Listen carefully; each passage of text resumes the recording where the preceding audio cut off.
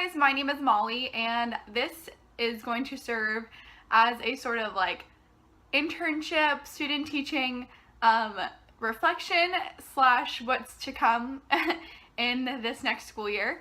So yeah, the last video that I filmed was kind of a while ago.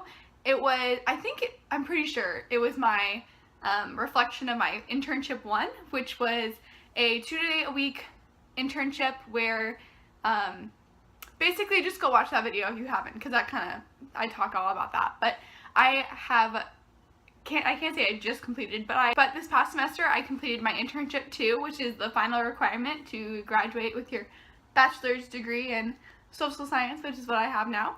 And it's a 5-day-a-week internship where you are basically supposed to be like the full classroom teacher. You are with a supervising teacher, but you are supposed to kind of take full responsibility of the classroom. So, but just in case you don't want to go watch that internship 1 video, I'll just say that for my internship 1, I had a 10th grade world history class it was all AP and then 2 like regular world history classes.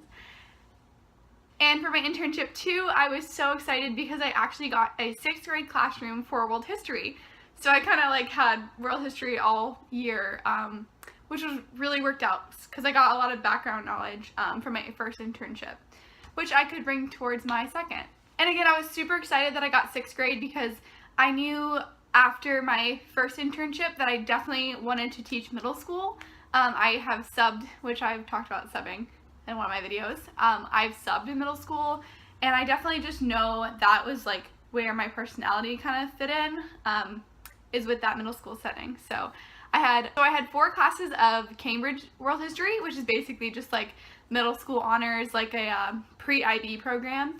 And then I had 2 regular like honors world history classes for 6th graders as well.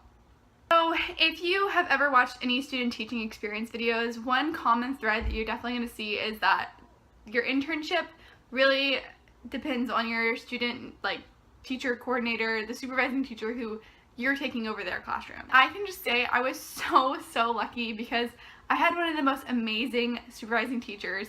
Right away, I just felt like we had known each other forever. Our personalities really clicked, and he was very supportive. One thing that I really appreciated about him is that he always gave like the best feedback. He was very honest and just knew how to like criticize, but in a way that wasn't like hurtful. So I felt like everything he said I could really take and go ahead and change about myself. Of course, I didn't get it on the first time, like the next time I tried, but I really feel like I improved as a teacher because of his advice. It also makes it a lot better that we could just joke around and laugh a ton. Like, we probably laughed and goofed off way more than we probably should have, but looking back, I just know that I had a really good experience because my supervising teacher was super awesome. Now, on top of having a supervising teacher who I'm taking over their classroom, I also had a coordinating person like who would come in and observe me a couple times, and he observed me 3 times formally, and he was equally awesome, super funny. They actually both were named Fred, and their last names both started with T's, so I just called them my Freddy T's. They were super cool, and I feel really blessed because the team that I had to work with and who was supporting me, I knew wanted me to become a great teacher. So that really worked out. And I have a lot of friends in my cohort that definitely their coordinators were harder to deal with and like weren't really necessarily supportive like mine was, so I'm really thankful for the person that I had. Now, along with this internship and like the Monday through Friday grind, a part of the requirements for the internship that I was in was basically completing like a whole unit of data and just like proving that you're doing something, that you are becoming an effective teacher. So that was a pain in the butt cheeks. Like, probably,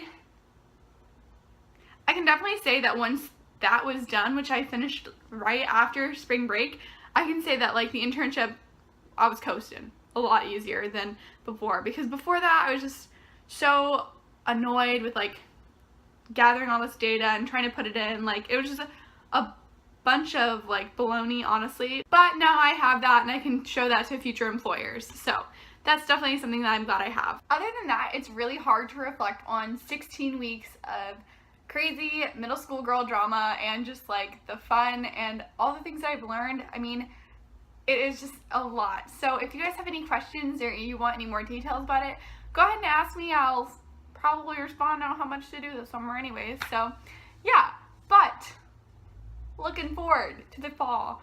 I do have a lot of exciting news in the sense that I officially have signed my contract to teach, and although I got my degree in social science education, which certifies me to teach any social sciences from 6 to 12, I'm actually going to be teaching 5th grade English language arts and social science. So obviously that's really different than what I ever expected on doing and teaching. It's different, but I just had interviewed. And the way that ended up happening was basically I found a school that I loved in the area that I've recently moved to, and I interviewed for a middle school position. We really hit it off. The school is great, the administration's great, the team just seems so awesome. And I signed a letter of intent for a middle school position.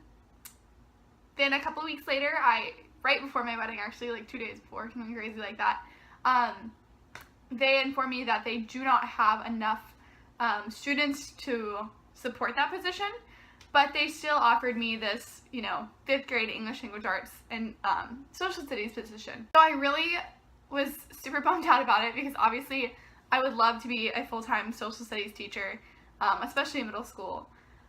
But something really felt right about taking this opportunity. I don't know if there would have been an opportunity ahead and that's why it felt so right, or if it's because I really need this experience in 5th grade. I don't know, but I thought about it, prayed about it, made the pros and cons, blah blah blah, and ultimately when I got back from my honeymoon I accepted the position. So I have so much to learn.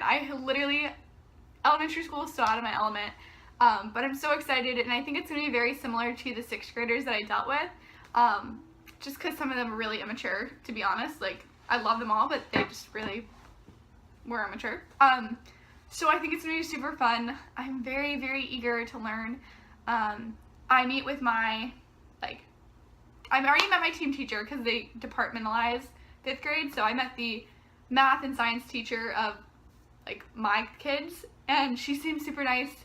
She actually taught 4th grade this year and loved the kids so much that she moved up. So clearly, if that tells you anything of why I decided to pick the school that I did, right there. But on Thursday, I'm going to actually meet the other English language arts and social studies teacher, and I'm really eager for that because I have a lot of questions and I am definitely ready to get started with things. I've been binge watching elementary school teachers, which I already do. I watch Pocket Full of Primary, always have. Genuine Teaching and Apples and Tiaras, love them all. Too Cool for middle school is definitely my favorite.